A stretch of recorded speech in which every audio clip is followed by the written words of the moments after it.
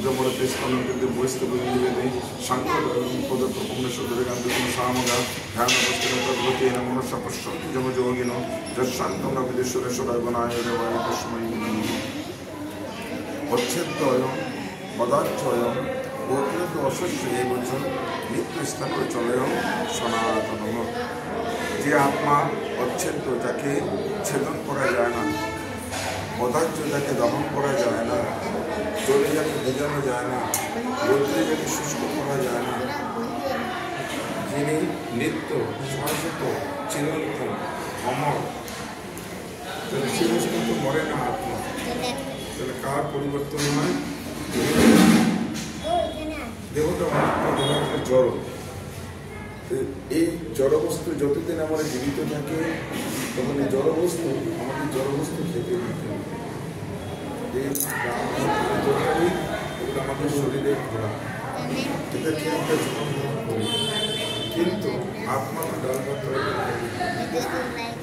আত্মা বস্তু।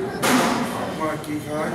আত্মা খাওয়া হচ্ছে চরণামৃত, প্রসাদ, গঙ্গার জল, হরিনাম সংকীর্তন, গীতা ভাগবত পাঠ। এগুলো হচ্ছে অপ্রাকৃতিক বস্তু। এই বস্তুগুলি আত্মা গ্রহণ করে, কিন্তু শরীরের দেহের খোরাক এটা গ্রহণ করে না। প্রতিদিন পুত্র এবং পিতামাতার সেবা করে সুন্দর করে গালবল পরিতোষ ভয় দেয়, আবার মৃত্যুর দিন সেই পুত্রে আবার আগুন দিয়ে ওটাকে পুড়িয়ে ছাই করে দিয়েছে, তাই না?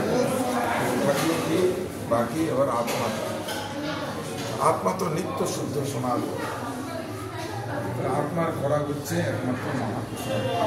এই জন্য আমাদের শাস্ত্রের অনেকগুলি প্রমাণ আছে যে ধন্যকার যখন মারা গেলেন খুব পাপিষ্ঠ ছিল, প্রেতাত্মা হয়ে গেছে। গোকর্ণ বৈষ্ণব তার ভাই 100 বার পিণ্ড দিয়েছিল গঙ্গায়,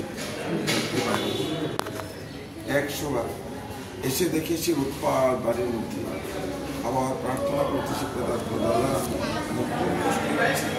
আমাকে তুমি মুক্তি দাও। তখন তিনি দেখবেন আমি তো অনেক পিণ্ড দিয়েছি তোমার নামে, উদ্ধার না হয়ে গেল।